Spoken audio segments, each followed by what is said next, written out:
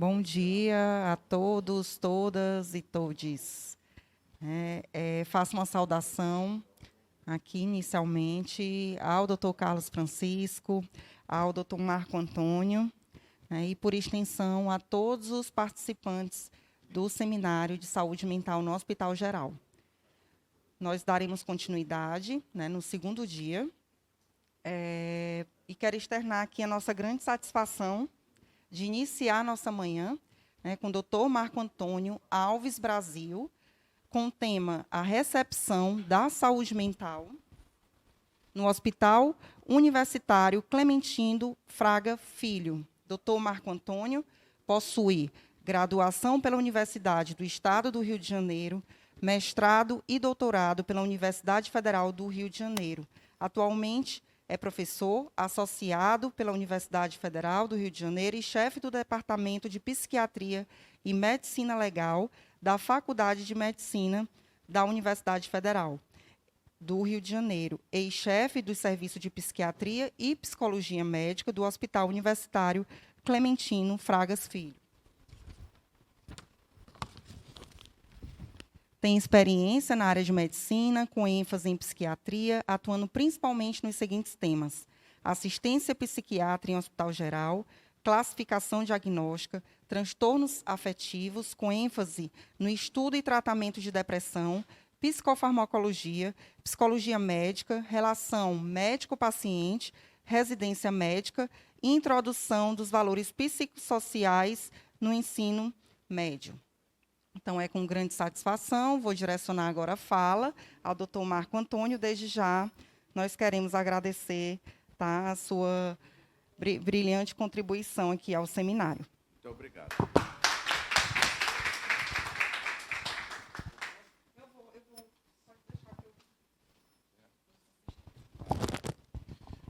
Bom dia a todos. Em primeiro lugar, quero agradecer aos organizadores desse evento. Eu sei quanto é difícil organizar um evento nas dificuldades de financiamento, mas agradecer particularmente ao meu querido amigo, Carlos Francisco, amigo de longa data, pelo convite, um honroso convite de estar aqui com vocês. Viu? Eu vejo que é uma plateia de jovens, eu espero passar uma mensagem de quem já viveu quase meio século de psiquiatria. Dentro de pouco tempo já estou completando meu meio século de psiquiatra. Então, falar de vocês, das minhas vivências, mas, sobretudo, sobre a unidade psiquiátrica do Hospital Clementino Fraga Filho, no Rio de Janeiro. É o hospital universitário da Faculdade de Medicina, onde a Faculdade de Medicina faz treinamento dos seus alunos, e pertence à Universidade Federal do Rio de Janeiro. Infelizmente, é um hospital que hoje está passando por muitas dificuldades com esse movimento atual de sucateamento das instituições públicas. Infelizmente, este é um momento muito difícil para o hospital, mas espero que a gente supere esse momento em breve. Bom, eu vou falar para vocês sobre a unidade psiquiátrica lá do hospital, mas, antes disso, eu vou contextualizá-la em termos históricos, o que veio a ser a unidade psiquiátrica, e também em termos do papel de uma unidade psiquiátrica dentro de uma rede integrada de assistência em saúde, não só saúde mental, mas saúde geral, porque saúde mental e saúde geral da população devem estar sempre integradas. Bom, vamos passando, então. Não. Bom, eu gostaria de dedicar essa palestra minha à memória do meu querido colega Alexandre Nogueira. É uma pessoa que eu tive uma convivência muito intensa, um amigo de longa data, que eu me emociono ao falar dele. Uma pessoa que chegar aqui em Teresina sem Alexandre é uma coisa que me tocou muito. Mas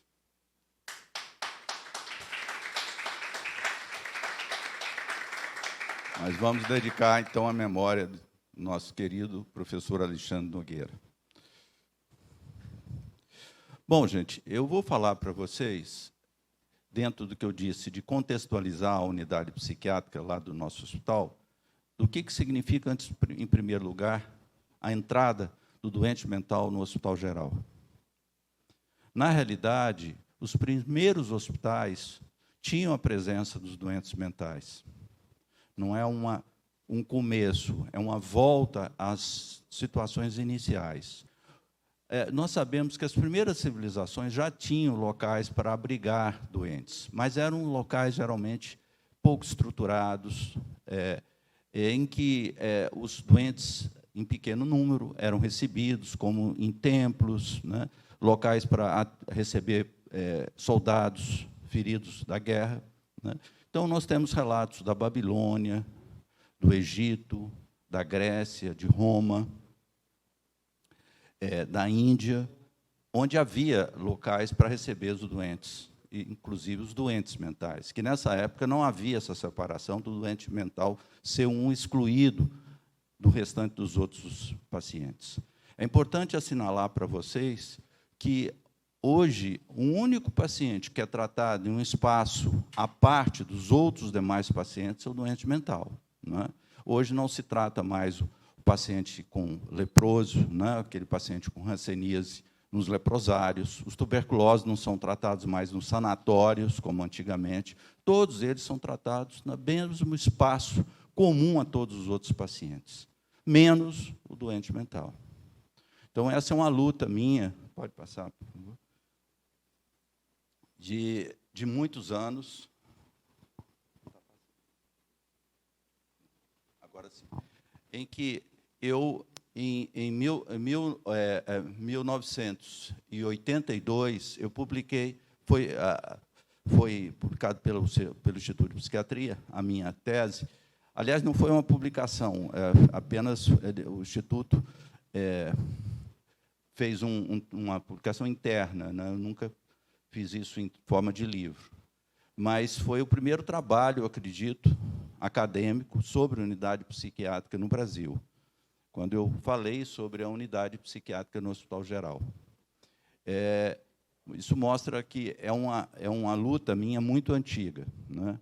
Eu, desde que me formei em medicina, eu sempre achava estranho essa separação, né, entre a medicina geral e a psiquiatria, né? Sempre achei que as coisas deviam ser tratadas juntas, corpo e mente devem ser tratados juntos, porque isso é uma separação, né, um artefato que, na realidade, não existe, né? Então, essa é uma luta minha de muitos anos. Mas, contextualizando a história das unidades psiquiátricas, o primeiro hospital tido como uma estrutura organizada para atendimento dos doentes foi em Bagdá, no ano de 805, né, no início da Idade Média, né? Então, essa pela primeira vez. E é interessante mostrar que, nessa fase inicial da criação dos primeiros hospitais, dentro da cultura islâmica, eram hospitais que têm muito a ver com os hospitais atuais. Evidentemente, sem a estrutura moderna que hoje nós temos, mas a forma, o formato, a estrutura administrativa, tudo lembra muito os hospitais modernos. Pode passar, por favor? Essa é a foto de um hospital, né, que é chamado Bimaristan, que é o nome que se dá aos hospitais gerais na cultura islâmica, e eram locais em que você reunia não só o hospital, mas escolas médicas, né, e tinha um sentido acadêmico de formação de profissionais para trabalhar nesses hospitais. Pode ir passando, por favor. Uma característica desses hospitais era o fato deles serem muito bem arejados, espaçosos. Essa é uma foto de um desses Baristan, né, desses hospitais gerais, na época da civilização islâmica. Pode passar, por favor. E esse aqui é interessante mostrar que essas portinhas são os quartos, e no meio você tinha um chafariz. Então, a ideia era de criar espaços bem higiênicos, bem claros e separados, não aquelas enfermarias com centenas de pacientes, mas cada paciente no seu espaço. Essa aqui é uma planta da organização de um hospital, nessa primeira parte da Idade Média, onde predominou a cultura islâmica, em que você vê os pátios, né, a divisão de clínica, terapia intensiva, ala masculina, ala feminina, sempre com chafarizes, no meio desse pátio principal, uma piscina. Então, eram espaços acolhedores, né, que não tem nada a ver com o que depois evoluiu os hospitais gerais na época, nesse período da Idade Média. Vejam só isso, essa descrição, que isso nos lembra como que a ideia do SUS, né, da universalidade, integralidade e equidade, já existia já há muito tempo, né? Vejam o que diz aqui essa declaração das políticas do Bimaristan de Al-Mansur, né, no Cairo, no ano de 1284. Diz assim: o hospital deve cuidar de todos os pacientes, homens e mulheres, até que estejam completamente restabelecidos. Todos os custos serão arcados pelo hospital, sejam as pessoas vindas de longe ou perto, sejam residentes ou estrangeiras, fortes ou fracas, baixas ou altas, ricas ou pobres, empregadas ou desempregadas, cegas ou surdas, doentes física ou mentalmente, alfabetizadas ou analfabetas.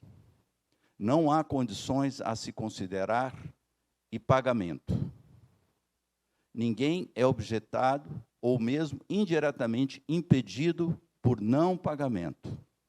O serviço integral é através da magnificência de Deus, o generoso.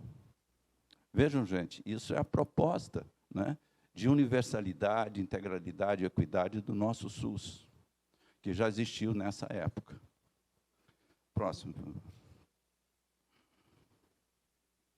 Essa influência da cultura islâmica, ela atingiu a Europa através da Península Ibérica, com a invasão da Península Ibérica pelos árabes. E isso teve uma influência positiva nos hospitais da Península Ibérica. Nós vemos que nos primeiros hospitais gerais na Península Ibérica havia esse princípio, né, de oferecer espaços para todos os pacientes, sejam tendo doença física ou mental, né, dentro dessa visão humanitária e de um espaço acolhedor, que era característica desses primeiros hospitais gerais. Pode passar.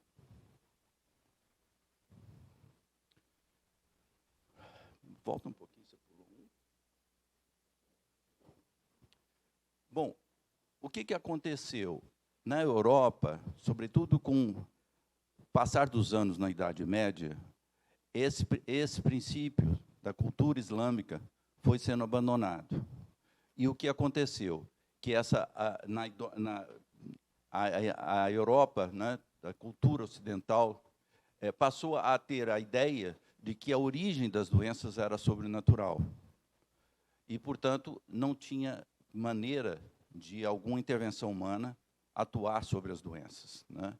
E isso resultou que os hospitais passaram a ser apenas acolhimento de pessoas, sobretudo aquelas pessoas despossuídas, que não tinham recursos de ser tratadas em suas casas, porque, naquela época, a medicina não tinha nenhuma necessidade de alguém que tivesse posse de ir a um espaço com essa característica de hospital, porque não havia necessidade, não havia nenhum exame ou a atuação em centro cirúrgico, que isso ainda não existia.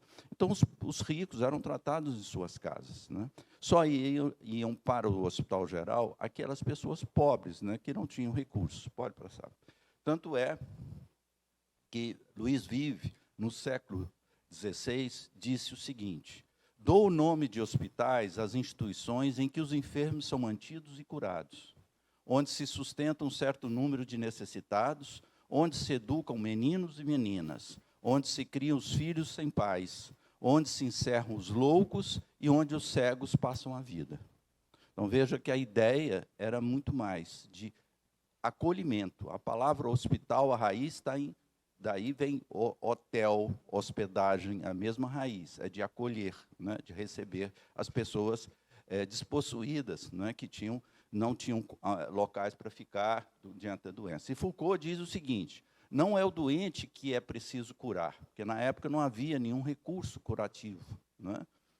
Mas é o pobre que está morrendo, a quem se dar o último sacramento, conseguir a sua salvação. O hospital era um morredouro.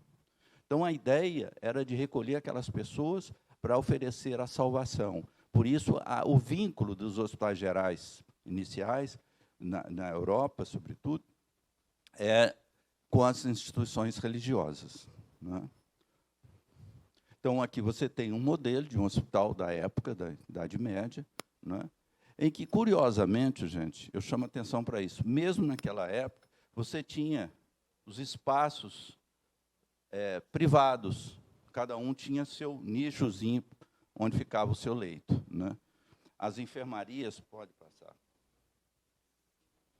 As enfermarias eram, em muitos hospitais, trocadas por esse espaço em que as pessoas tinham mais privacidade. Mas muitos desses hospitais eram grandes enfermarias, com vários leitos. Nós temos também imagens dessa época, de hospitais em que abrigavam a porção. Volta um instantinho. Bom, aqui, gente, é a Salpêtrière. O que é a Salpêtrière? Foi na época de Luís XIV, em que se reuniu nesse local, que era tido como um hospital, na realidade era uma grande prisão de mulheres, né? E que para lá iam pessoas que, vejo aqui, que a polícia, que era a grande fornecedora de pacientes para esses hospitais, né? Então, você via, quem que ia para lá? Quem debochava do rei, da religião, né? Que ia contra a ordem pública, desobedecia a autoridade paterna, né? Faltava com a honra familiar, se livrava de sua filha e de sua mulher, ser protestante, herético, revoltado ou perturbando a ordem pública, né? Tudo isso eram razões para ser encarcerado na Salpêtrière. Então, se virou uma grande prisão. Na realidade, não havia nenhuma característica curativa. Esse hospital, na realidade, era. Da mesma forma, esse hospital, que reunia os homens, o Hospital de Bicêtre, também nos arredores de Paris, em que você vê aqui a imagem não está muito clara, agora talvez apagasse a luz, talvez ficasse melhor, hein, gente? Porque, para vocês verem mais, a imagem está muito clara aqui na frente.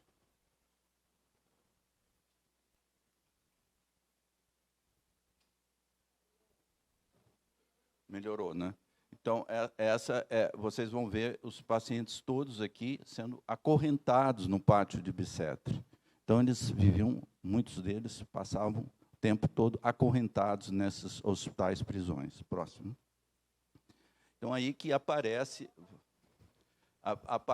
a figura de Pinel, né, que, simbolicamente, na realidade, não foi só Pinel, mas ele simboliza esse movimento, né, de libertação dos doentes mentais dessas prisões, hospitais, prisões, né?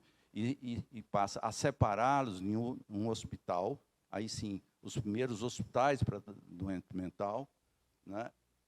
E essa é uma foto, né, de Tony Robert Fleury, que mostra uma imagem da Pinel libertando as mulheres das suas correntes, né? Isso marcou a entrada dos doentes mentais para os hospitais, os asilos psiquiátricos, que inicialmente era uma teoria, né, de que o paciente com transtorno mental ficaria melhor, protegido dentro desses asilos. Esquirol, que foi discípulo de Pinel, já dizia isso, da importância deles serem colocados em um ambiente sem estímulos maiores para que pudessem ser cuidados. Ali era instituído o chamado tratamento moral, que foi o tratamento que Pinel e Esquirol, na época, utilizavam, que, na realidade, era mais um trabalho educativo com esses pacientes, não tinham nenhum recurso terapêutico verdadeiro. Aqui a imagem, gente, lá do Rio de Janeiro, em que, à medida que foram criando esses hospitais, esses asilos, eles foram também surgindo em outros países. E aqui, quase 100 anos depois, surge o Hospital de Pedro II, que foi um prédio construído para comemorar a maioridade de Pedro II, né, e que, na época, foi considerado o prédio mais belo da América do Sul. Esse prédio que vocês vão ver está lá na Praia Vermelha, no Rio de Janeiro, e que recebeu os doentes mentais, né, dentro dessa ideia de acolhê-los num espaço específico para tratamento deles, né. Eles saíam de locais que o professor Carlos Francisco certamente comentou isso na aula, na vez passada, ontem, né, sobre como que os doentes mentais, antes de ir para esses hospitais, esses asilos, eram submetidos a situações muito, muito piores. Então, o início dos asilos não foi algo assim contrário aos pacientes. Havia uma ideia de proteção desses pacientes, colocando eles em espaços asilares para que fossem cuidados e não submetidos a essas internações em locais, em hospitais, na realidade, eram presídios, né? Eles ficavam praticamente encarcerados. Mas essa ideia de tratar o paciente nesses hospitais, esses asilos para doentes mentais, ela foi, aos poucos, né, se deteriorando pela quantidade de pessoas que iam entrando nesses asilos, porque era o único recurso que se tinha na época de tratamento dos doentes mentais. Então, todos os pacientes da comunidade que tinham um problema mental era levado para um asilo para doentes mentais. E assim eles foram inchando. Pode clicar a isso. De tal forma que, nos Estados Unidos, por exemplo, tinha um hospital lá, o Pilgrim Psychiatric Center, ele chegou, em Nova York, ele chegou a 13 mil pacientes internados, um único hospital. Tá? Aqui no Brasil, pode passar mais, nós tivemos hospício tipo Pedro II, em Porto Alegre, Tamarineira, no Recife, o Juqueri chegou a ter 11 mil pacientes internados. No seu auge, tinha 11 mil pacientes internados. A colônia de Barbacena, a famosa colônia de Barbacena, né? E a colônia Juliano Moreira, no Rio de Janeiro. Eram grandes asilos psiquiátricos que foram se inchando, e aí veio toda a deterioração em função dessa superpopulação, em que os pacientes passaram, ao invés de ser cuidados, viviam uma situação de maltrato e de pouco cuidado. Próximo. Então, essa é uma imagem de um pátio de Barbacena, do Hospital de Barbacena. Se vocês vão ver pacientes aqui nus no pátio, né, e que nenhuma atividade, né, sem nenhuma atividade, ficavam lá soltos nesse pátio. Próximo, por favor. Aqui é um pátio feminino, as mulheres também sem nenhuma atividade, né? Próximo. Essa é uma enfermaria de mulheres, vê como é que elas ficavam nas enfermarias, muitas vezes não tinha nem leito para elas, né? Chamado leito-chão, né? Que eram, e isso levava uma quantidade, mortalidade muito grande em Barbacena, né? Tá ok.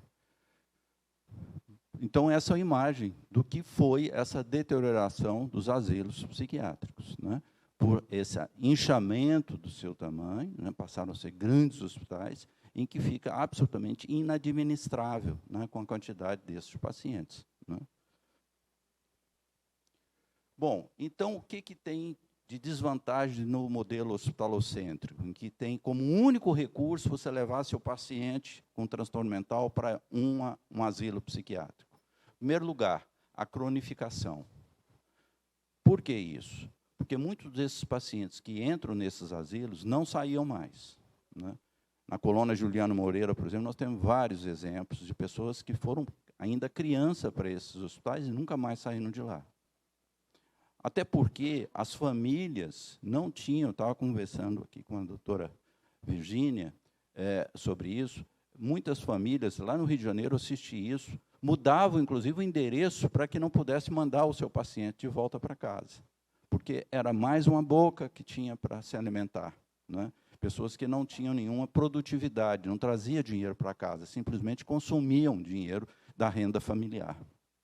Então, essa era uma dificuldade, não havia nenhum esforço, até mesmo da própria família, de receber novamente o seu paciente, né?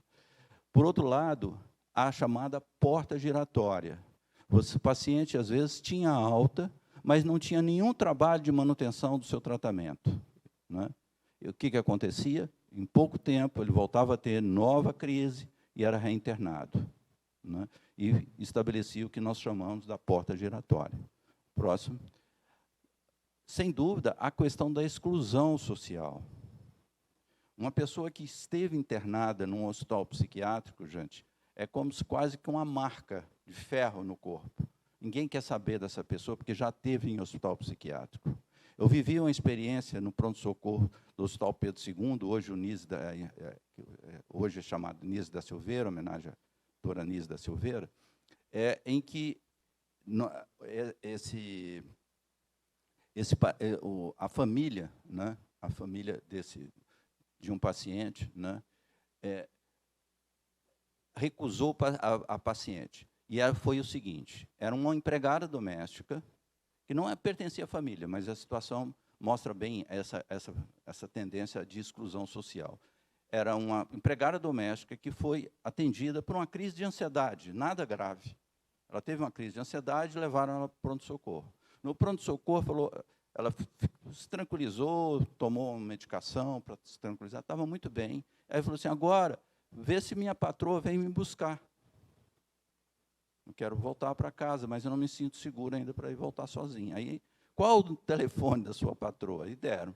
Aí ligaram para a patroa e receberam a seguinte resposta: eu não conheço essa pessoa, por favor, não mande essa pessoa para cá, que eu não conheço quem é essa pessoa. Aí ela falou, mas é a minha patroa, é o telefone dela. E do outro lado, não, essa pessoa, não, eu não sei quem é, por favor, não mande essa pessoa para cá. Simplesmente porque disseram que o telefonema era do Centro Psiquiátrico Pedro II. Ela dispensou a empregada pelo telefone dessa forma. Então, você vê a exclusão social, né? No Rio de Janeiro, nós temos o Hospital Pinel, que é uma emergência psiquiátrica. Inclusive, no Rio de Janeiro, quando alguém está perturbado, fala assim, ih, você está Pinel, né? Ficou essa ideia, Pinel associada à doença mental. Então, se alguém passa pelo Pinel, não consegue emprego. Ah, já teve no Pinel. De jeito nenhum, né? Então, a exclusão social é muito forte e, evidentemente, a estigmatização da doença mental, né? Uma coisa é você ter uma pneumonia, outra coisa é você ter uma doença mental, né? A forma de encarar isso é completamente diferente, né? Porque já é tratada de uma forma estigmatizada, é tratada num espaço à parte, né? O próprio psiquiatra também é estigmatizado, né? O médico de qualquer especialidade, você conversa, qual é a sua especialidade? Ah, eu sou cardiologista, e você, psiquiatra? O cara dá uma olhada assim meio de lado, ah, é psiquiatra? Já fica assim olhando como se fosse uma coisa diferente, né? Então, essa estigmatização está muito presente até hoje no nosso meio, né? Está diminuindo, mas existe. E tem também o que nós chamamos de autoestigmatização. A própria pessoa, se não for trabalhada em termos psicoterápicos, com a sua, com o seu estigma em relação à doença, ele omite informações, ele não quer falar que está tomando remédio, né? E é um dos fatores complicadores para o tratamento da doença mental. Próximo, por favor. Está conseguindo passar? Assim, falta o último, volta, né? A falta de suporte clínico. Dificilmente vocês vão encontrar um hospital psiquiátrico, até hoje, que tem uma boa estrutura de suporte clínico. Um bom laboratório de análises clínicas, recursos de imagem, seja um raio-x, uma ressonância.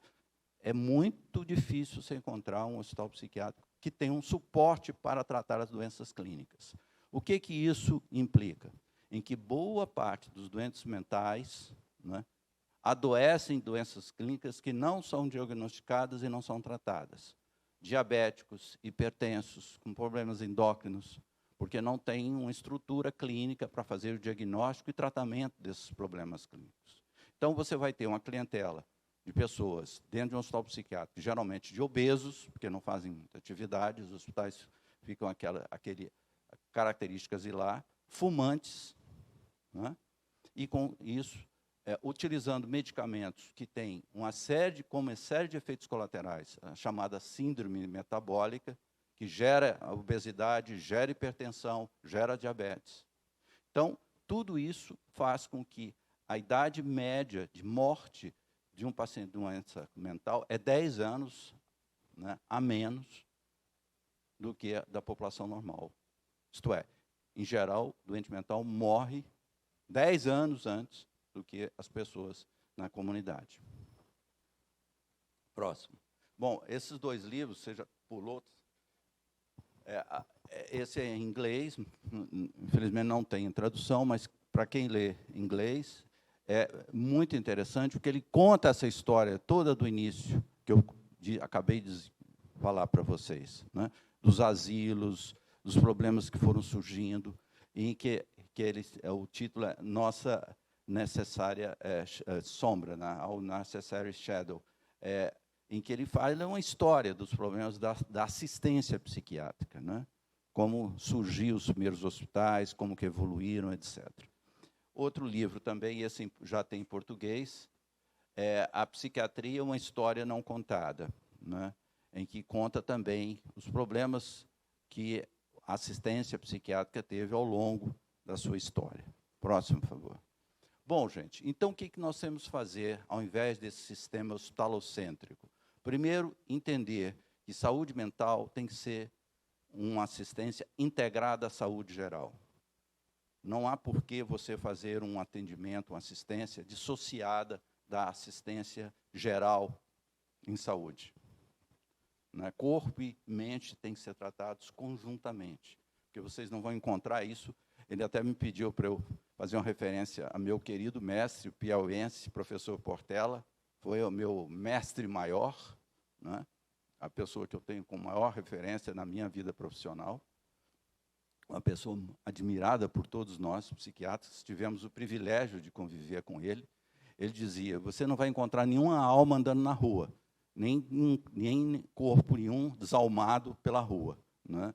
Então, corpo e alma estão juntos sempre, né? Então, quando você adoece de uma doença física, você também adoece mentalmente. E quando você adoece mentalmente, você também adoece fisicamente.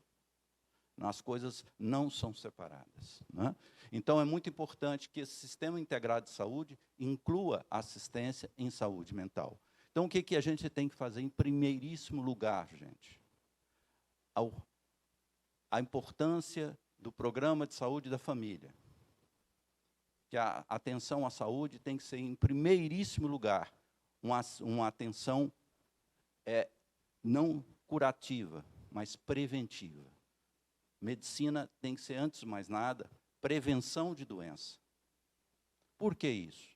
Porque você prevenindo a doença, você vai evitar que essa doença evolua e que isso traga mais custos para a própria pessoa, para a família e para o Estado. Não é? Você pegar um hipertenso e tratá-lo no início, fazendo com que ele, ao invés de tomar qualquer remédio, perca peso e faça atividade física diária, você vai evitar consumo de medicação, custo para esse paciente, não é? E evitar que essa hipertensão vá, no final da vida dele, causar um problema renal ou um acidente vascular cerebral, com enorme sofrimento para a pessoa, para a família e para o Estado, que vai ter que arcar com tratamento tipo clínicas de diálise, de hemodiálise, né, locais para tratamento de pacientes com AVC, que ficam incapacitados, etc. O custo é muito maior. Então, medicina, antes de mais nada, é prevenção. E a prevenção tem que ser exercida aqui, junto à comunidade, né? Por isso que é fundamental o programa de saúde da família. E junto a esse programa educativo, né, de ajudar as pessoas a saber a se alimentar adequadamente, a praticar atividade física, a ter lazer. Lazer, gente, não é luxo. O lazer é fundamental. A interação social é algo fundamental. Tem um estudo feito em Oxford, que é um dos estudos mais longos feitos até hoje, durou mais de 70 anos. Eles pegaram uma população que acompanharam desde criança até a velhice. Claro que tiveram que mudar os observadores, né? Mas a pesquisa passou por todo esse tempo. O que eles chegaram ao final dessa pesquisa? A seguinte conclusão, que as pessoas que tinham uma rede social maior, que tinham uma interação social maior, viviam melhor, tiveram mais sucesso na vida e uma qualidade de vida superior, muito superior, àqueles que viviam isolados, que não tinham interação social. Então, a interação social é fundamental. Criação de grupos comunitários, de música, de arte, de convivência social, isso é saúde, isso é prevenção de saúde, de doença. Então, é muito importante o trabalho começar aí, né? A estimular a música, a dança, a prática de esportes coletivos, né? No Japão, teve um estudo muito interessante, numa aldeia, em que tinha um número enorme de centenários. Tinha muitos centenários, muito mais do que nas outras aldeias em volta. E eles foram procurar a razão disso. Aí estudaram a alimentação, era igualzinha das outras. A altitude, tinha aldeias também na mesma altitude. Testaram o ar, era o ar semelhante. Testaram tudo, não encontravam nada. Nada de diferente. Então, ficou aquela interrogação, mas por que tem tanto pessoas com mais de 100 anos aqui, não tem nas outras, tanto quanto, né? Aí alguém teve a ideia, já sei, é a única coisa diferente que tem nessa aldeia nas outras. Eles dançam mais, eles riem mais, eles se relacionam mais. Então, isso é fundamental, gente, exportar na nossa comunidade a ideia de que o lazer não é luxo, é necessidade.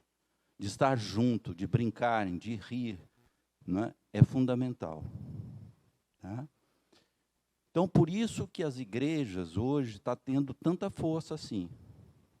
Porque é o único espaço que elas encontram de interação social. Então, é isso que reforçar então, o papel do Programa de Saúde da Família, educativo. Né? E, nas situações de problemas de doença, ter postos de saúde próximos. Guimarães Rosa já dizia, para os pobres, os lugares são mais longe. Então, se você é pobre, tudo fica mais difícil, tudo fica mais longe. Isso tem que mudar. Né? Os postos de saúde têm que estar próximos de todas as comunidades. Que ele possa ir ao seu posto de saúde, né, uma distância pequena, caminhando ou de bicicleta, para que ele possa ser atendido. E junto aos postos de saúde, você tem uma emergência para situações que possam surgir, como um traumatismo, uma situação aguda, né, de uma gripe, em que ele tenha uma unidade de atendimento de urgência, que lá no Rio nós chamamos de UPA, Unidade de Pronto Atendimento, em que as pessoas possam recorrer, né, como a classe média e classe rica faz. Liga para o seu médico, fulano, estou com isso, o que eu faço? O pobre não tem isso. Ele não tem a quem recorrer. Ele não vai pegar o telefone e ligar para o seu clínico. Não existe isso.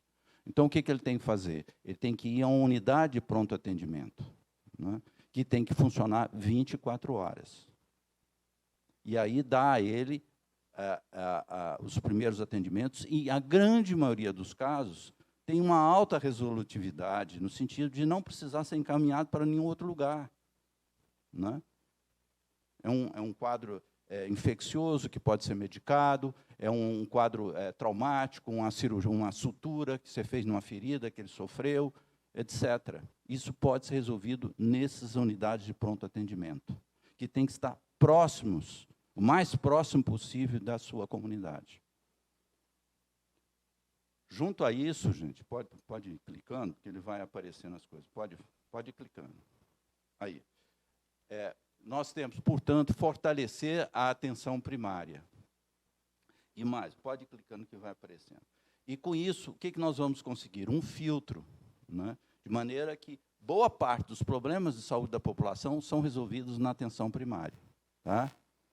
Então, sobra para o hospital geral e para a emergência de hospital geral situações mais complexas, em que a atenção primária não consegue dar conta. Mas, se você tem um bom filtro, você não vai precisar de encaminhar tanta gente para o Hospital Geral. O que acontece na nossa realidade?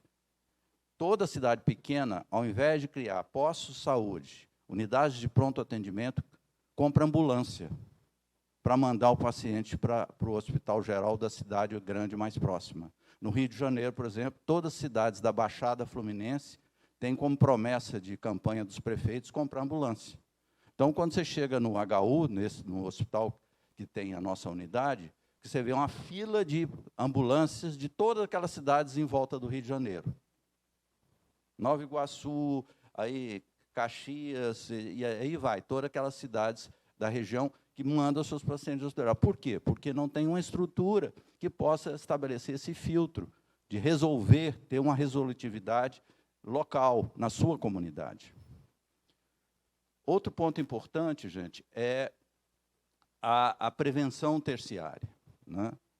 Aqueles pacientes que têm que ser acompanhados, depois de tratados, ter um atendimento de prevenção terciária, recuperação das limitações, ter centros de atenção psicossocial, que não deveria ser só para o doente mental, deveria ser para todos os pacientes com doenças crônicas, né? E esses centros de atenção psicossocial seriam também centros de interação social, não é só de tratamento, mas centros de teatro, de música, de atividade física, porque é isso que é a prevenção que a gente necessita para a prevenção também terciária. Os lares protegidos, né? Muitos dos nossos pacientes não têm condições de viverem sozinhos e, muitas vezes, eles não têm sequer a família para ajudá-los, né? As oficinas protegidas. Imagina, num país cujo desemprego é alto, como é que um doente mental vai concorrer com uma pessoa sem problema de doença mental? Ele nunca vai ser absorvido. Se nem aquele que não tem problema de doença mental ainda tem dificuldade de absorção pelo mercado, imagina um doente mental. Então, ele vai precisar de trabalhar em oficinas protegidas, né? Aprender um ofício, para que, a partir daí, ele possa ser inserido no mercado de trabalho. Próximo. Vai clicando. Vai, pode ir. Então, esse é o sistema que a gente chama de assistência integrada em saúde. Pode passar. Então, aqui, gente, entre esses, volta um instantinho. Não, volta. Volta mais um só. Não. Então, deixa. Bom, o que eu queria mostrar aqui, tem um hospital psiquiátrico, e vai mostrando a vocês que, se isso funciona, o hospital psiquiátrico vai deixar de existir naturalmente. Não precisa ter nenhuma lei para acabar com o hospital psiquiátrico, não precisa nenhum movimento para o hospital, senão um refortalecimento desses recursos, porque, naturalmente, ele vai deixar de existir. Se você oferece algo melhor, ninguém vai querer o pior. Então, não é questão de sair brigando de coisa abaixo, hospital psiquiátrico. Não. O que você tem é trabalhar as coisas para que sejam melhores do que o hospital psiquiátrico. Porque, se você não trabalhar e não tiver algo melhor, vai continuar assim, existindo. Que é o que o pobre tem. Porque, se ele não tiver hospital psiquiátrico, ele vai ficar na rua. Então, não é questão de combater o hospital psiquiátrico, é criar alternativas melhores do que os hospitais psiquiátricos. E nós podemos fazer isso dentro desse sistema de integrado de saúde. Tá? Posso? Está difícil. Vai passando. Vai, Virgínia. Bom, não, volta.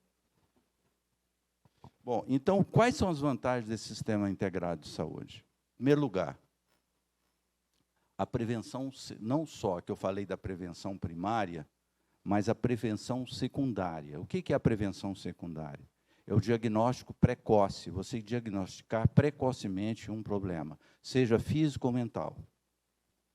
E com isso você não vai deixar que a doença se agrave, né? Que se cronifique.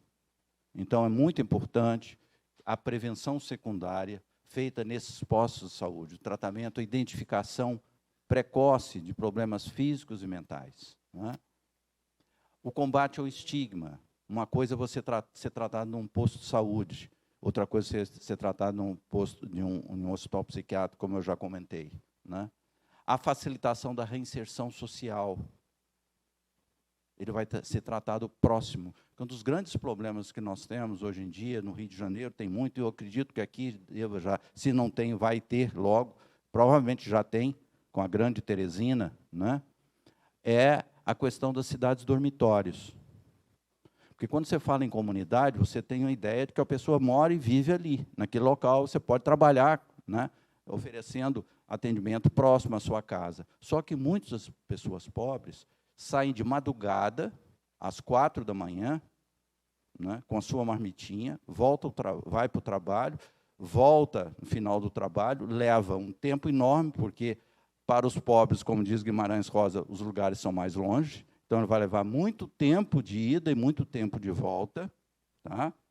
Que ele chega em casa, vai preparar comida para ele no dia seguinte, vai dormir um pouquinho, geralmente dorme muito pouco, né? Acorda, pega a condução e vai voltar para o trabalho. Como é que você vai trabalhar a comunidade com essa pessoa? Ele não tem nem comunidade onde ele dorme e nem tem comunidade onde trabalha, porque se ele é um porteiro difícil, ele vai ficar preso ali na portaria, não tem tempo nenhum.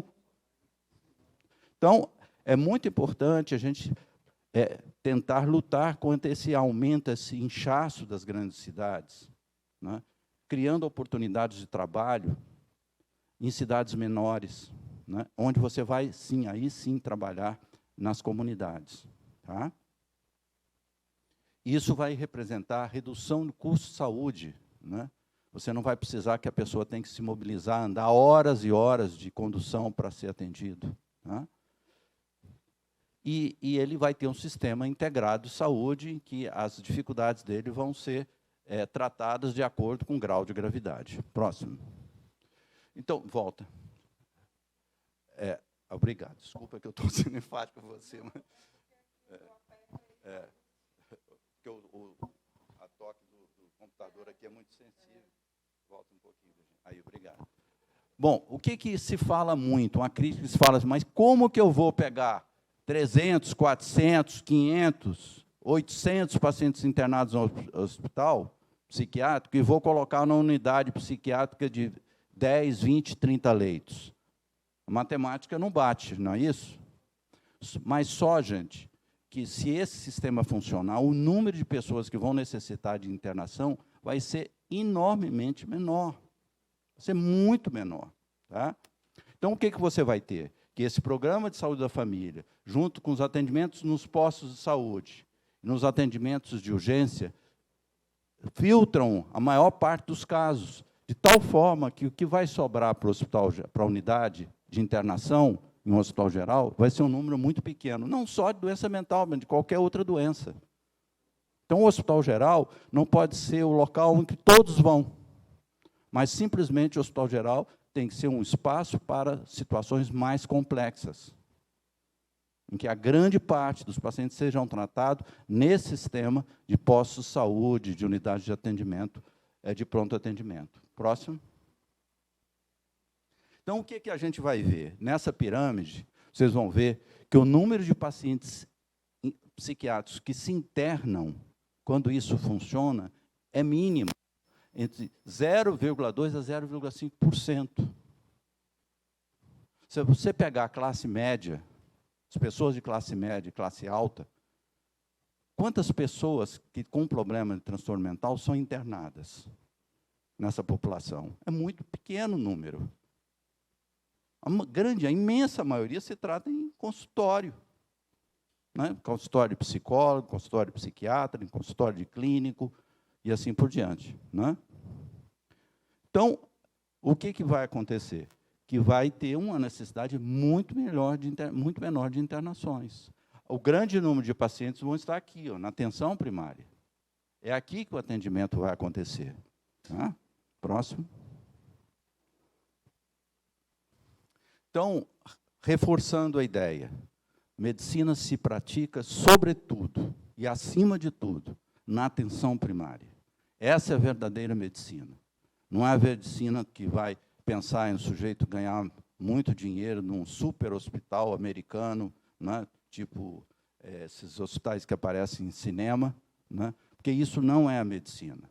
Para vocês terem uma ideia, apesar de toda essa impressão que os filmes, né, americanos causam nessas imagens de hospitais psiquiátricos, desculpe, de hospitais americanos, hospitais que são cenas de filme, os Estados Unidos é o pior país em termos de qualidade de vida de todos os países desenvolvidos. Não tem nenhum com a baixa qualidade de vida que tem os Estados Unidos. Maior violência, maior número de hipertensos, de obesos, etc. E que mais consome medicamentos. Se remédio e hospital chique, bonito, resolvesse problemas de saúde, os Estados Unidos seria o país mais bem desenvolvido, melhor qualidade de vida. E é exatamente o contrário, gente. Tá? Próximo. Próximo. Então, a saúde mental tem que estar incluída dentro desse conceito, né? De participar dos recursos da atenção primária. Vamos em frente, vamos correr um pouco para não... Tem muita coisa ainda para frente. Bom, outro ponto importante, que tem a ver com o que eu acabei de falar. Eu não sei se vocês vão conseguir enxergar esse gráfico, mas desse lado aqui é um índice de problemas de saúde e sociais, tá? Nesse eixo. Nesse eixo é a diferença de renda, de desigualdade social. De desigualdade social, tá? Então, quanto mais há desigualdade social, mais problemas sociais e de saúde acontecem. Veja onde está os Estados Unidos. Aqui, ó. Então, essa é a diferença. Se você tem, né, problemas, né,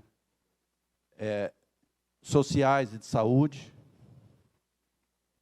você vai ver que está diretamente ligado à desigualdade social.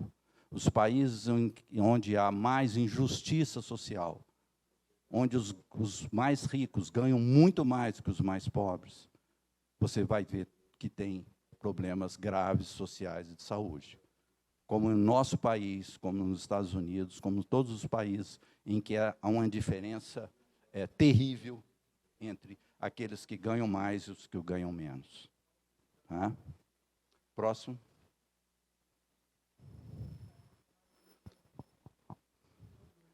Vai. Vamos, Virgínia. Não, a gente não termina. Vamos lá. Então, agora passando para inserir a unidade psiquiátrica dentro de um contexto real, né, da minha cidade, né, do meu estado. O meu estado que eu digo é que eu vivo, que eu sou goiano, não sou do Rio, não, mas estou lá há muitos anos, então me incluo onde eu sempre trabalhei, que é o estado do Rio de Janeiro e na cidade do Rio de Janeiro. O que vai clicando, vai clicando. Então, o que vai acontecendo? Toda essa região aqui chamada Baixada Fluminense, essa região sul do estado, recebe ambulâncias, pacientes que vão todas para o Rio de Janeiro. Boa parte deles vão para o hospital onde eu trabalho, o HU, o Hospital Universitário Clementino Fraga Filho, como ela é conhecido, o Hospital do Fundão, porque fica na Ilha do Fundão, junto à Ilha do Governador. Tá? Então, está aqui no Rio de Janeiro. Niterói, aqui em Niterói. Boa parte, toda essa região próxima a Niterói, da grande Niterói, vai toda para Niterói. Né? Não tem nenhuma estrutura para que as pessoas sejam tratadas próximas à sua comunidade. Muito também em função dessas coisas, do problema das cidades dormitórios. Né? A pessoa não se sente inserida em nenhum lugar. Próximo. Volta um instantinho, porque saiu o texto aqui. Aqui. Então, o que eu queria mostrar para vocês? Que no estado do Rio de Janeiro, você tem 92 municípios, só 5 deles têm mais de 500 mil habitantes. Tá? A grande maioria fica entre 57 deles. É uma população de 10 mil e 100 mil. Se essas cidades tivessem uma boa estrutura de atenção primária, pós-saúde, vocês manteriam esses pacientes nesses locais, não teriam que ser encaminhados para os grandes centros, né? Então, vê como que isso é possível. Já não tem jeito, né? Como o nosso atual ministro da Economia comentou que o SUS está falido por isso, porque você sobrecarrega o SUS dessa forma, né? Criando grandes hospitais, grandes custos, e não deixando de criar postos de saúde, né? A unidade de pronto atendimento nas pequenas cidades. Próximo, por favor. Volta. Falando da cidade do Rio de Janeiro. O Rio de Janeiro está com em torno de, próximo, chegando aos 8 milhões. O Rio de Janeiro, desculpa. O Rio de Janeiro, o estado do Rio, está com 18 milhões. A capital concentra praticamente 39% a 40% dessa população. Ou seja, boa parte daqueles que vivem no estado do Rio de Janeiro vivem na Grande Rio. Tá? Então, aqui é o mapa da cidade do Rio de Janeiro. Ela foi subdividida em áreas programáticas. A ideia é excelente. Só que uma área programática, que é essa aqui, que é onde eu trabalho, aqui na ilha do Fundão,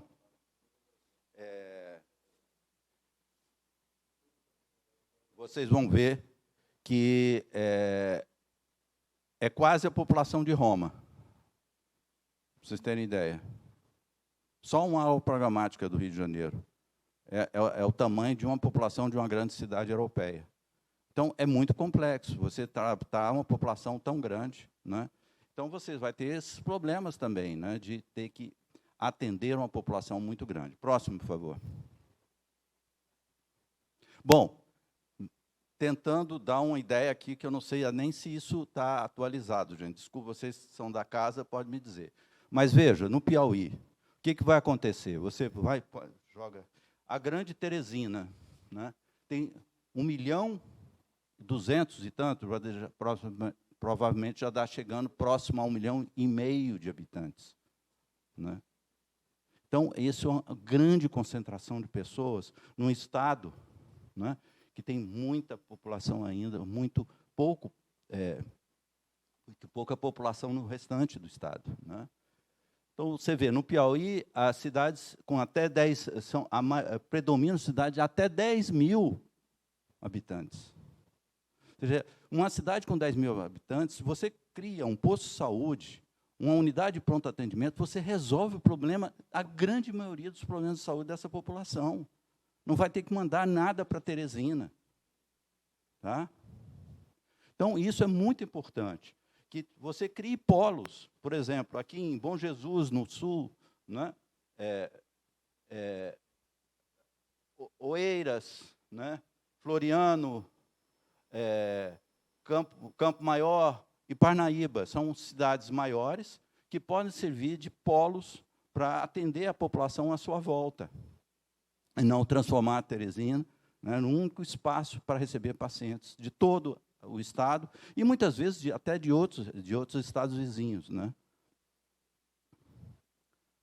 Então, essa divisão poderia ser feita assim, né? Dividir não só Teresina, mas espaços do estado, onde você teriam já redução, já que você não consegue colocar uma estrutura em cada cidade, pelo menos que coloque em cada região, tá? De tal forma que reduziria o número de pessoas, né, tendo que procurar ajuda médica em locais distantes. Né?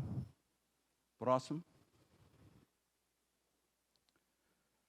Bom, gente, é só um comentário rápido sobre o SUS, que eu sempre gosto de reafirmar. É um dos melhores sistemas de saúde do mundo. Isso tem que ser motivo de um enorme orgulho para os brasileiros. Nós conseguimos, com todas as nossas limitações, criar um dos melhores sistemas de saúde do mundo.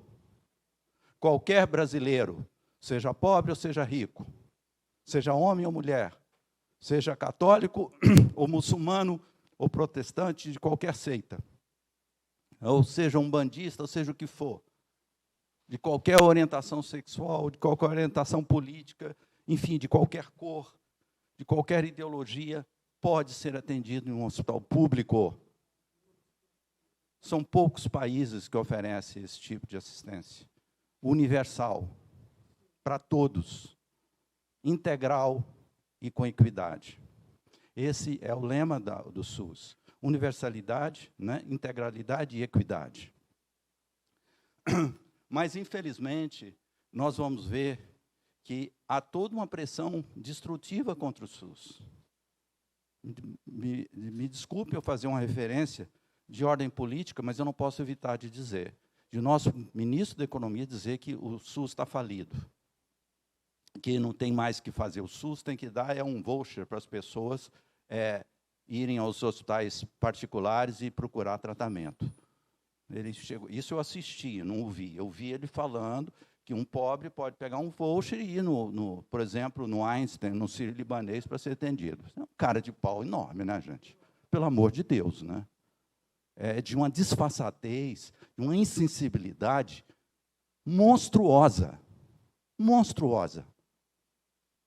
E eu acho que eu tenho o dever de dizer isso, como professor e como alguém que vive assistência psiquiátrica e assistência em saúde em geral, dizer que o SUS tem que ser valorizado, que o SUS tem que ser mantido.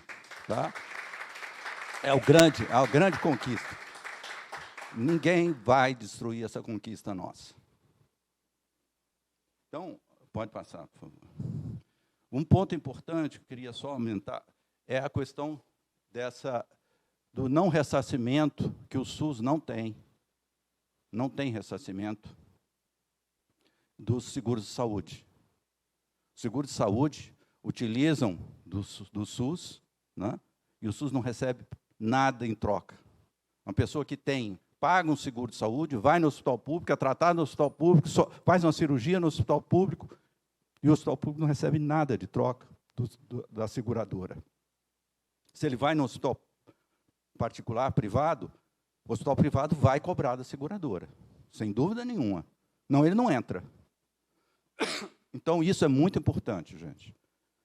Mostrar essas distorções que está havendo, né? E que o SUS tem que continuar sendo um sistema que proteja os mais desfavorecidos, que ofereçam aos mais desfavorecidos, não o mínimo, mas um atendimento de qualidade, semelhante a que é dada às pessoas de posse. Tá? Próximo, por favor. Pode. Esse sistema, eu coloquei aqui também as famosas clínicas que estão surgindo agora, clínicas populares. Né? Um conjunto de médicos se juntam e oferecem seguro de saúde, que é uma maneira de burlar as grandes seguradoras, que nesse ponto até eu não acho ruim, não. Mas a questão é que é uma forma também de tirar dinheiro da população mais pobre. Né? Por que ela tem que pagar um seguro popular se ele pode ser atendido pelo SUS? Né? E mais, eu vejo hoje, está acontecendo muito no Rio de Janeiro. Às vezes os pacientes são melhores, têm um atendimento melhor na assistência pública que nos hospitais conveniados pelas seguradoras de saúde, ou nos consultórios médicos de seguradoras, onde ele é atendido rapidamente, porque os médicos são mal pagos, e ele tem que atender vários para ter um rendimento que ele ache razoável. Então, no serviço público, não. Você atende o paciente sem essa preocupação de receber por atendimento. O dinheiro não é o que está valendo na atenção pública, enquanto na privada, sim. Né? E o lucro perverte. Não podemos esquecer disso. Pode passar. Esse programa do SUS, ele tem como base o programa de saúde da Inglaterra, que é um dos melhores sistemas de saúde do mundo também, que o nosso é o espelho dele, né? Que também sofreu muita pressão para ser destruído, sobretudo na era Thatcher, e que agora, com o governo conservador, também está sofrendo um novo ataque, mas que é muito forte e conseguiu sempre superar todos esses ataques contra o famoso o National Health System, né? NHS, como eles chamam, e tem muito orgulho, os britânicos, do seu sistema de saúde. Próximo. Bom, para terminar, gente, já estou falando já com uma hora já, não esquecer da unidade psiquiátrica tem um papel interno no Hospital Geral. É o que eu chamo de frente interna. Nós, até agora, falamos da frente externa, da entrada, da volta, né, como eu disse a vocês, né, já que nos primeiros hospitais gerais o doente mental já era aceito, mas da volta do doente mental para o Hospital Geral. Mas temos também uma nova frente, que é a chamada frente interna, que é a frente da interconsulta ou psiquiatria de ligação. A interconsulta ou psiquiatria de ligação, a interconsulta funciona sob a forma de atendimentos de pedidos de parecer, enquanto a psiquiatria de ligação é a presença de um psiquiatra ou de um psicólogo, não é? De um assistente social, dentro da equipe de cuidados de uma outra especialidade médica. Pode passar, por favor? Então, vamos lá. Bom, então, a definição de psiquiatria dessa frente interna é dada por Lipovetsky, que é um dos grandes iniciadores dessa psiquiatria de hospital geral. Ele viveu no Canadá e dizia o seguinte, que as funções do serviço de interconsulta do Hospital Geral são todas as atividades diagnósticas, terapêuticas, de ensino e de pesquisa, realizadas pelos psiquiatras nas partes do hospital não pertencentes à psiquiatria. Quero incluir aqui, nesse caso, que hoje em dia a gente trabalha em equipe, né? Então, não só do psiquiatra, mas do psicólogo, do assistente social, do terapeuta ocupacional, participando dessas atividades, né? E várias outras especialidades estão sendo incluídas, né? Musicoterapia, então, várias outras. Então, eu sempre falo, a doença mental é algo extremamente complexo, que não pode ser tratado por uma única profissão, né? Nós temos que juntar forças, né? E trabalhar em conjunto, não se degradando um com o outro. Mas eu sempre trabalhei junto com psicólogos, com terapeutas ocupacionais, sempre, desde o meu início da residência. E isso sempre me foi muito útil, esse trabalho conjunto. Então, o que a gente vai ver na interconsulta? Boa parte dos pedidos de interconsulta não tem a ver com doença psiquiátrica. Tem a ver com a intolerância muito frequente entre os clínicos de lidar com os problemas emocionais dos seus pacientes. Então, todo aquele paciente que começa a reclamar, a falar alto, tomar a palavra, como se diz, né? Eles começam a querer pedir o parecer, o paciente está agitado, está com um problema psiquiátrico, né? Mas, na realidade, aquele paciente que está sofrendo, que não está sendo bem informado, que tem, não sabe quanto tempo ele vai ficar, o que ele tem, são problema da informação. Tem uma tese de doutorado de uma enfermeira inglesa que diz o seguinte, na conclusão do trabalho dela, que um dos grandes problemas de um hospital geral se chama informação. Os pacientes sofrem por não ser adequadamente informados do que tem, o que vai ser feito, como vai ser o exame, como vai ser a cirurgia, quanto tempo ele vai ficar internado. Todas essas questões, muitas vezes, ninguém fala com eles. Então, nosso papel, muitas vezes, antes de mais nada, é esse, né? De estar do lado do paciente, atendendo essa demanda, essa ansiedade que eles têm, em termos dessa falta de informação. Outro problema muito importante é aquele que não quer cooperar com o tratamento. Falta de adesão. Falta de adesão não é doença psiquiátrica, não é? Claro que não. Mas é uma falta de boa relação entre o terapeuta e seu paciente. Ele se recusa porque não sabe direito por que ele vai tomar aquele remédio, quais são os efeitos colaterais desse remédio. Então, às vezes, a recusa tem muito mais aí de uma má relação do que qualquer outra coisa. E a dificuldade de comunicação entre o paciente e a equipe terapêutica. Às vezes, estabelece uma crise de comunicação entre a enfermagem, né? Me desculpe a enfermagem, eu deixei de citar a enfermagem aqui, porque a enfermagem já é clássica, ela sempre foi companheira do médico, né? Mas quero enfatizar a importância da enfermagem. É fundamental o papel da enfermeira, né? Fundamental, é que mais fica com o paciente, né? Muito mais do que o psiquiatra, o psicólogo, o assistente social, é a enfermagem. É uma profissão fundamental no atendimento médico, né? de saúde, melhor dizendo. Então, vamos lá. Pode passar?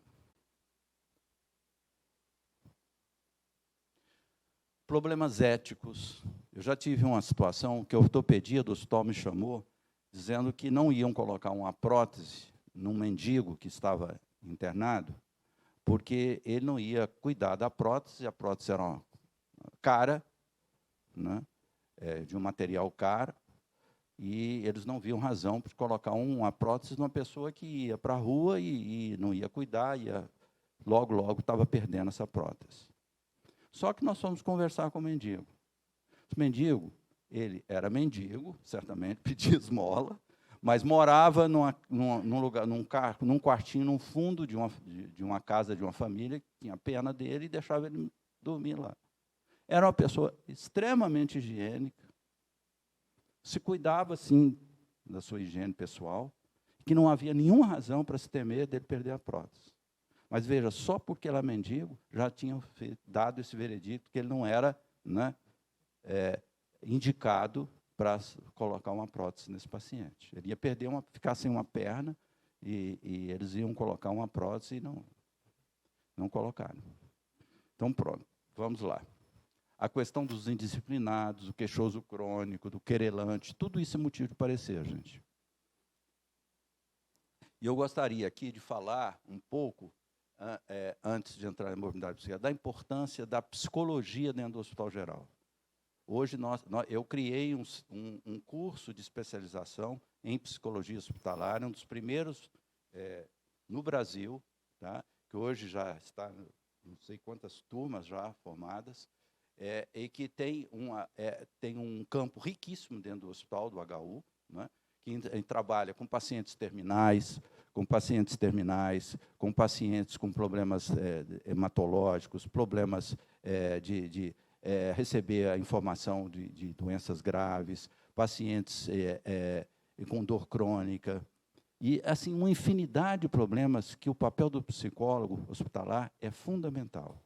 Hoje, inclusive, foi criado um setor de psicologia dentro do hospital do universitário, né? Então, nós temos um setor de psicologia hospitalar em que todas essas questões, né, emocionais, de relação, né, de como lidar com a doença, de estimular mecanismos adaptativos melhores, mais saudáveis nos pacientes. E o papel do psicólogo, nesse ponto, é fundamental, né?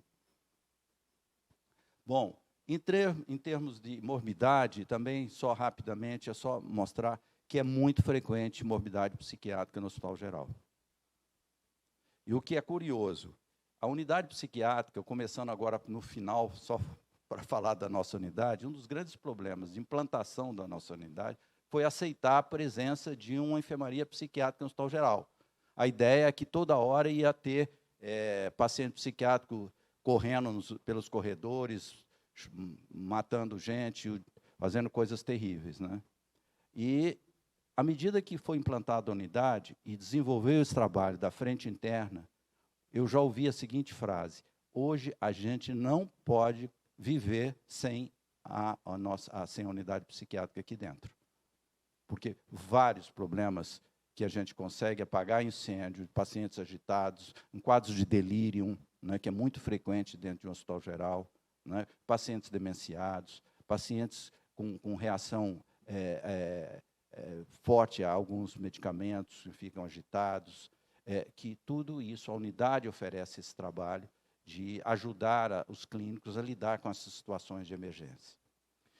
Eu tenho uma história, onde o Carlos Francisco conhece bem, a Unicamp, onde ele fez o doutorado dele.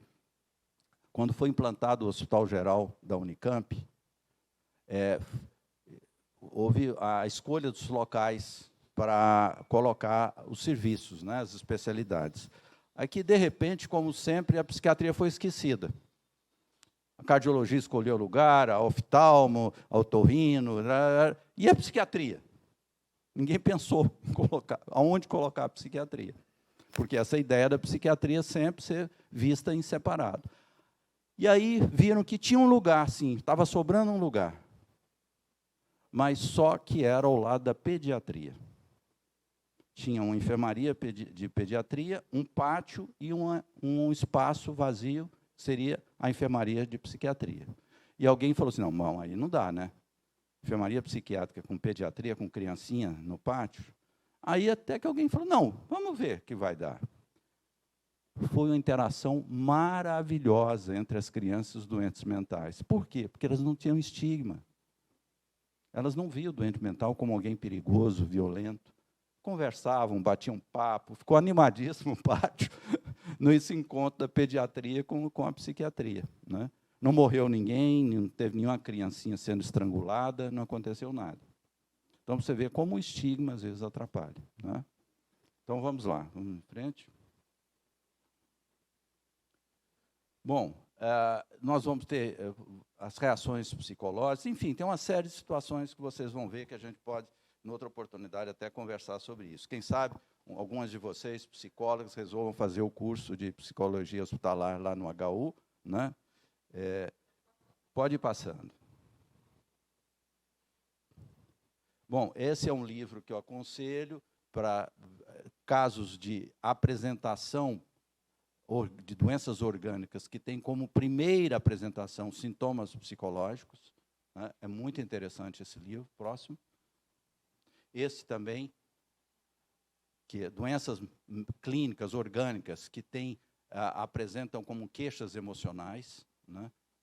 Porque isso é muito importante para o psicólogo, né? Saber que tem doenças orgânicas que podem estar como primeira expressão um sintoma emocional. Né, não tratar tumor com interpretação. Né?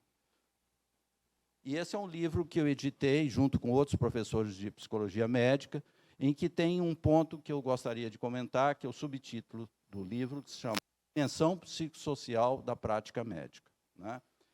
Exatamente, é uma proposta também da unidade psiquiátrica, não é só de tratar de problemas psiquiátricos que acontecem no hospital geral, nem também de trazer o doente mental para dentro do hospital geral, mas também de criar uma mentalidade em que se valorize essa dimensão psicossocial na prática médica. Próximo. Então, nós vamos ter esses estudos. Né? Esse livro é um livro antigo, do Henri Péquignot, que fala sobre a humanização do hospital. É interessante falar em humanização, né? Mas, de fato, é criar situações de humanização, o paciente não ficar aquela coisa uniformizada de ter que vestir um uniforme, comer na hora que todos comem, ter que conviver com pessoas que ele não tem nenhum vínculo, né? Tem que assistir alguém morrendo do lado dele. São situações em que esses grandes hospitais, com grandes enfermarias, causam em nossos pacientes. Próximo. Esse é outro livro chamado A Humanização do Hospital. Isso é mais recente. Eu encontrei esse livro quando eu estava passando uma calçada em Paris, olhei assim, era um museu do hospital. Né? E cheguei lá, estava uma exposição e tinha esse livro sendo divulgado, que é a humanização. E ele diz uma coisa muito interessante aqui. Pode dar mais uma clicadinha? Que ele diz, o hospital é o reflexo do grau de humanidade de uma sociedade. Portanto, esperar humanizar o hospital sem tentar, é possível humanizar um hospital sem investir em humanizar uma sociedade? Então, essa é uma das grandes questões. Né? O que acontece no hospital, em grande parte, é o reflexo que acontece na nossa sociedade. Né? Uma sociedade mal educada, né? Sem cuidados consigo mesmo e com as coisas públicas, aparece também no hospital geral. Né? Destroem as coisas, né? Para que depois ele mesmo vai sofrer com essa falta. Né? Então, terminando, gente, depois de tudo isso, vou apresentar a vocês a nossa unidade. Aqui é uma unidade em que nós temos 12 leitos. Próximo. Aqui é o corredor, é o posto de enfermagem. Tá? E esse é um quarto individual. Eu queria enfatizar isso. Qual hospital de alto padrão aqui em Teresina que tem enfermaria? Tem algum desses tops? Não tem. No Rio de Janeiro, a mesma coisa. O hospital Copa Dor, Copa Star, são os hospitais para a população rica, você não vai encontrar nunca uma enfermaria. onde vários pacientes estão internados um ao lado do outro. Eles têm a sua privacidade garantida. Essa ideia que não é bom que todos conversam, isso não tem base, porque se você conversar, você tem que criar um espaço de convivência fora do seu quarto. Não achar que a enfermaria é espaço de convivência. Espaço de enfermaria é ver alguém vomitando, alguém morrendo do seu lado, alguém escutando uma música que você tem horror, é você tendo que ver um paciente mal educado, gritando, e você tá do lado tendo que passar por tudo aquilo, né? Ou não poder falar de confidências, porque o outro está com o ouvido ouvindo o que você vai falar para o médico, e assim por diante. Então, pobre também tem direito a ter a sua privacidade garantida. E, com muito orgulho, nós criamos uma unidade onde todos os pacientes têm um quarto só para ele, onde tem o seu banheiro, o seu espaço, ali tem uma varandinha, tem uma televisãozinha pobre, que é o que nós temos lá, mas tem uma televisãozinha e um ar refrigerado. Tá? Próximo. Então, gente, para finalizar, é uma luta em dar também às pessoas mais pobres o mesmo direito de ter o seu tratamento em quartos individualizados. Em alguns países, hoje, é proibido a instalação de novos hospitais com enfermarias. Todos têm que ter o que eles chamam de single bedrooms, né? De quartos com um único leito. Então, essa é uma luta minha, dar ao pobre as mesmas condições que as pessoas ricas têm. Então, acho que com isso eu encerro. Muito obrigado.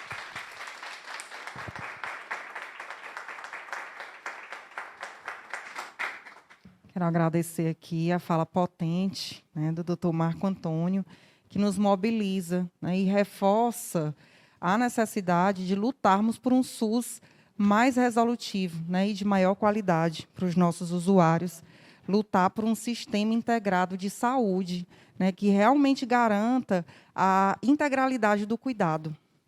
E nós precisamos de espaços como esses para que nós possamos trazer para a pauta, né, e discutir e trabalhar os estigmas e trazer para a visibilidade as nossas demandas de saúde mental. Muito obrigada, doutor Marco Antônio. Foi um presente para a gente aqui no nosso seminário. Eu vou deixar em aberto para as colocações e dúvidas, né, que possivelmente tenham.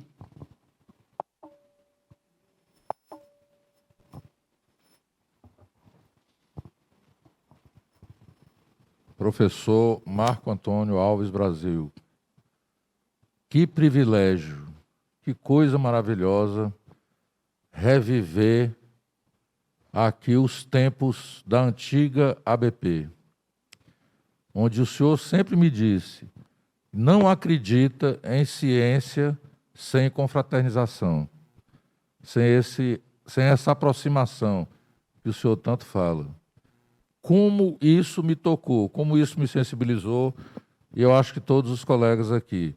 A Virgínia está interessadíssima em fazer a especialização lá no Hospital Universitário, viu? Duas coisas. De tudo que o senhor disse, só me reforça uma coisa. Eu, que também sou auditor do SUS desde 96, e fui da Unimed durante 18 anos, né? Tive que sair, me afastar para terminar o doutorado. E, portanto, estudar isso, eu acho que o SUS tem um erro de origem, que é a questão do nome, da nomenclatura. Ele nunca deveria ter mudado de SUDES para SUS. Por quê? Porque o sistema público não é o único, e nem ele se sustenta como único. Agora, quando você fala em sistema unificado e descentralizado de saúde, aí sim, aí a gente percebe que essa aproximação é mais fácil. Isso que o senhor falou é a pura verdade. Hospitais, o sistema de saúde suplementar não faz ressarcimento ao SUS. Uma das pessoas que mais trabalhou nesse sentido contra o ressarcimento é o nosso amigo, hoje, o ministro Cássio Nunes, que era advogado da Unimed, a gente tem uma relação, pelo menos tinha, né, de amizade, mas eu tinha uma posição contrária dele, mas ele estava defendendo ali a empresa, enfim. E a outra questão é a seguinte, Sobre a interconsulta. Sobre a interconsulta, uma coisa que a Virgínia, né, psicóloga nossa, amiga, ela fala sempre dos atendimentos fragmentados. Essa história do parecer, sem que se entenda o que efetivamente é uma unidade de psiquiatria no Hospital Geral, que contempla também a interconsulta, que o SUS não paga. O SUS não paga os atendimentos de interconsulta. Isso você chamou bem a atenção, Carlos Francisco, um dos problemas nos Estados Unidos, que a unidade psiquiátrica teve um grande avanço, né, de instalação de unidades psiquiátricas nos hospitais gerais, mas que houve uma diminuição de unidades exatamente por isso, porque eles não recebiam pelos atendimentos que eram feitos nas outras enfermarias de pareceres. E aqui acontece a mesma coisa, né? Os pareceres não têm nenhum tipo de remuneração e que é um trabalho importante, que você reduz custos, né? Se você, com um trabalho integrado, um trabalho de apoio psicológico num paciente, você vai conseguir que ele tenha um tempo de permanência menor, né? Ele tenha uma recuperação mais rápida. Isso existe, vários estudos provando isso, né? Tem um estudo de uma colega, Letícia, que fez doutorado, mostrando que as pessoas que, quando deprimem, têm uma mortalidade muito maior, quando têm doenças orgânicas, né? Pacientes infartados, que, quando deprimem, morrem mais. Então, isso tem implicações em redução de custo e, no entanto, nós não recebemos nada por essa atividade de parecer e de psiquiatria de ligação que existe, que deve existir nos hospitais gerais. Só um pequeno complemento, viu, Virgínia, rapidamente. Sobre as manifestações emocionais, isso não é difícil só no hospital geral, não, no hospital psiquiátrico. Eu, dando plantão certa vez no Aurelino de Abreu, eu fui chamado 1h30 da manhã, disse: doutor Carlos, por favor, resolva ali um problema no pavilhão Mariano Castelo Branco. Eu digo, ok, vamos lá. Quando cheguei lá, ele disse, qual é o problema? Ele disse, olha, esse paciente, doutor, ele está cantando desde as 11 horas da noite. Eu digo, ele está cantando o quê? Ele disse, é música do Roberto Carlos. Eu digo, deixa ele cantar, pelo menos não é sertanejo. Então, quer dizer, o paciente cantando, e eles queriam que a gente medicalizasse o momento de alegria dele. Eu digo, o que é que vocês querem aqui no hospital psiquiátrico? Que fique todo mundo tranquilo? Eu perguntei para o professor Paulo Dalgalarron, né, com quem eu fiz o mestrado e o doutorado na Unicamp. Paulo, o que a enfermaria aqui do Hospital para mim, é o serviço melhor que está funcionando, eu acho, né? Vocês atendem tudo. O paciente chega aqui quebrando tudo, é atendido. Carlos, desde que a gente se propôs a fazer essa migração do hospital especializado para o hospital geral, a gente tem que dar um jeito de resolver tudo. O paciente é atendido igual ao que seria no hospital especializado de psiquiatria. E assim tem funcionado. Tem uma passagem muito interessante. Quando surgiu a clorpromazina, teve um professor americano que fez uma pesquisa o seguinte, ele gravou o barulho de uma enfermaria de pacientes sem clorpromazina e o barulho de uma enfermaria de pacientes tomando a clorpromazina. Ele verificou uma diferença enorme. A enfermaria que os pacientes tomavam clorpromazina era muito menos barulhenta, tinha muito menos grito, menos agitação. E a sem clorpromazina era aquela gritaria, agitação, e ele levou esse trabalho para a Inglaterra e mostrou. E aí um professor inglês olhou assim e falou assim, interessante, aqui não teve tanta diferença assim. E ele falou assim, mas como? Ele falou assim, olha, o senhor tem que primeiro lembrar que antes deles serem doentes mentais, eles são ingleses. Então, o que você quer no Brasil? Você quer transformar um paciente que mora numa comunidade, numa favela, né, onde o palavrão é a língua normal das pessoas. As pessoas falam através de palavrão, né? Transformar em lady, em lords, dentro da enfermaria, não faz sentido. Medicalizar o sujeito, porque o sujeito está gritando palavrão, ou está berrando. Ele fala berrando mesmo, quando ele está na comunidade, ele fala palavrão.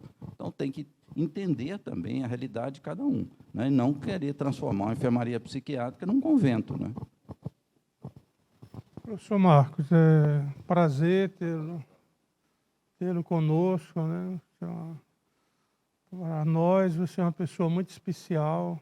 Sua aula lá na nossa TV foi maravilhosa, muito didática. Estamos apresentando lá para residentes, para todo mundo. No serviço de interconsulta de vocês fazem a visita, avaliam, tomam a decisão, mas consegue acompanhar o paciente ou, pelo menos, vistoriar a alta dele para saber qual foi a eficácia do atendimento? Bom, em primeiro lugar, eu quero dizer que essa admiração é recíproca, viu, professor Douglas? Obrigado. É uma pessoa que eu tenho um amigo de longa data e que eu admiro muito, uma pessoa dedicada, estudiosa e que eu tenho uma admiração muito grande, não é? Obrigado. É mútuo o nosso bem-querer. E, em relação a essa questão, é muito importante, o professor Douglas disse, porque, na realidade, a importância da continuidade do acompanhamento é fundamental.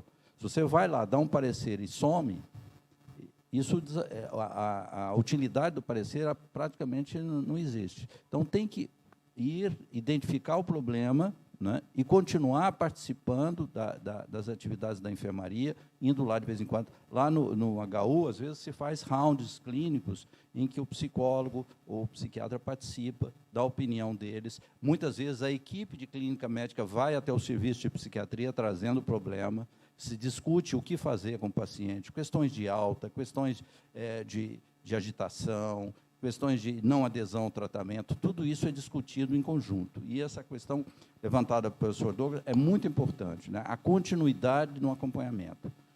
Parecer que vai uma única vez e não volta, o valor disso é muito pequeno.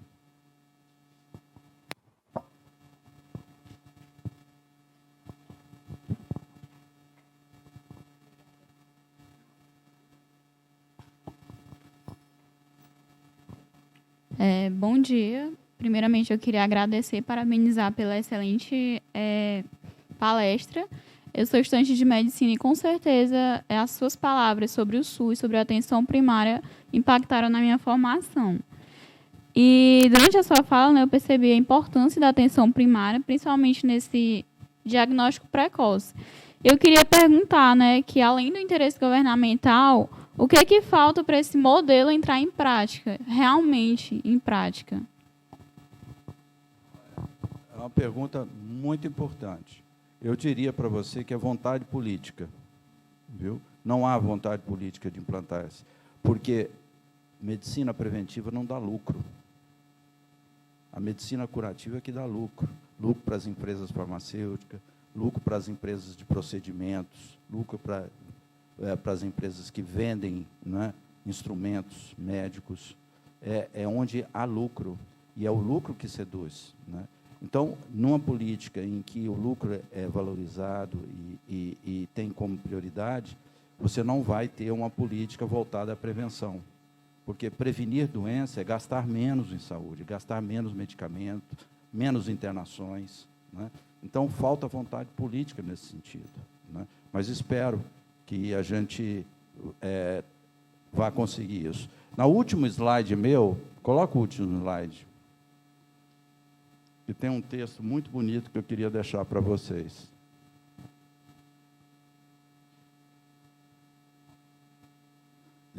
São artigos sobre a unidade psiquiátrica. Mas esse é o texto que eu queria mostrar. Está em inglês, porque eu quis deixar como está, porque existe um ditado italiano que diz tradutori, traditori, né? Tradutor, traidor, né? Então, deixa em inglês como ele escreveu.